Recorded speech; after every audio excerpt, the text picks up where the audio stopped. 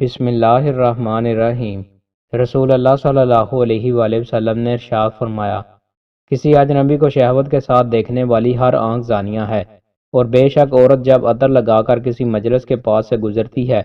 تو وہ ایسی ویسی یعنی زانیہ ہے۔ رسول اللہ صلی اللہ علیہ وآلہ وسلم نے ارشاد فرمایا، جب شام کا کھانا لگا دیا جائے اور نماز کے لیے اقامت کہہ دی جائے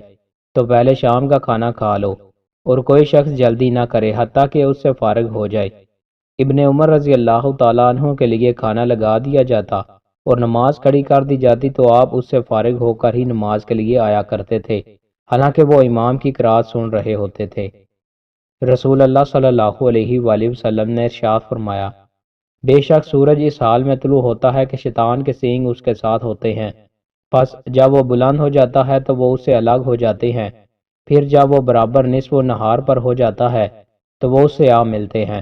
پس جب وہ ڈھل جاتا ہے تو وہ پھر الگ ہو جاتے ہیں، اور جب وہ غروب کے قریب ہوتا ہے تو وہ پھر اس کے ساتھ آ ملتے ہیں، اور جب غروب ہو جاتا ہے تو وہ الگ ہو جاتے ہیں۔ اور رسول اللہ صلی اللہ علیہ وآلہ وسلم نے ان اوقات میں نماز پڑھنے سے منع فرمایا ہے۔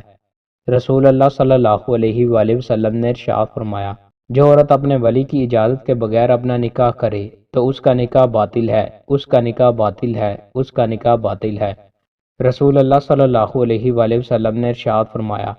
جب آدمی کسی مریض کی عیادت کے لیے آئے تو یوں دعا کرے، اے اللہ اپنے بندے کو شفا عطا فرما، وہ تیری رضا کی خاطر دشمن سے جہاد کرے گا یا تیری رضا کی خاطر جنازے کے لیے جائے گا۔ رسول اللہ صلی اللہ علیہ وآلہ وسلم نے ارشاد فرمایا، بے شک اللہ نے میری امت کے دلوں میں پیدا ہونے والے وسوسوں سے درگزر فرمایا ہے، جب تک وہ ان کے مطابق عمل نہ کر لیں یا بات نہ کر لیں۔ رسول اللہ صلی اللہ علیہ وآلہ وسلم نے ارشاد فرمایا،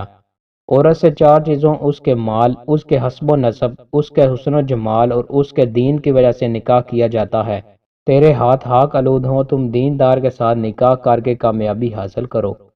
دوستوں مزید اچھی ویڈیوز کے لیے ہمارے چینل کو سبسکرائب لازمی کریں۔ بہت شکریہ۔